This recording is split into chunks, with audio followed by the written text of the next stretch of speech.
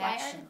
Ooh, what? Action. Oh, why are community service hours required for graduation?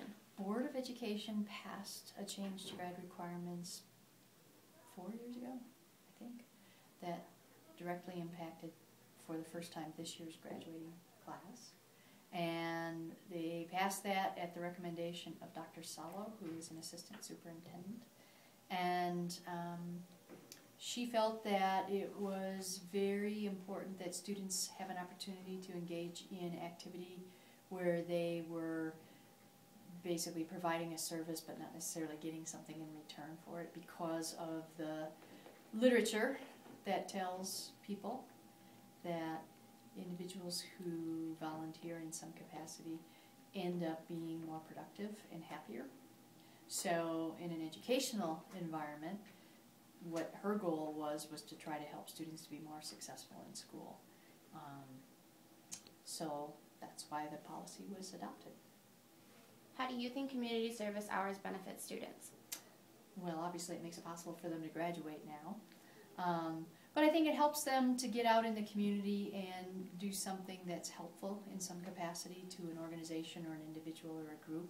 And, you know, just like the policy's roots say, it's something that on some level will hopefully help students to feel better about themselves. It also will hopefully help them make some connections that could potentially lead to some career ideas for them. What opportunities for community service are available through the school?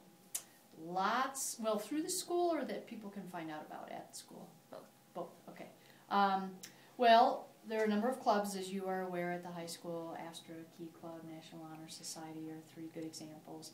I think FFA does some volunteer activities, although you've got to be a little careful with some of the FFA activities because some are appropriate for the community service requirement and some aren't. Occasionally, Mr. Wright in the activities office has some opportunities for students, and he usually advertises those in the daily announcements. So those are a lot of the school-based opportunities. I think during registration, when we come back in August, we've had a number of students that have volunteered and have earned community service hours there. And then we have a 3-ring binder here in the guidance office that has specifically community service opportunities for organizations out in the Montrose area that are looking for help. A couple of the most recent ones, Montrose Community Dinners, which is the big Thanksgiving dinner. They every year are always looking for students to help with that. All of the elementary schools have carnivals or some kind of a fundraising activity, so students can get hours through those. The City of Montrose on their website has volunteer opportunities listed. Montrose Community Foundation has volunteer opportunities listed. San Juan, well, Volunteers of America, who runs San Juan Living, and other senior assisted living things.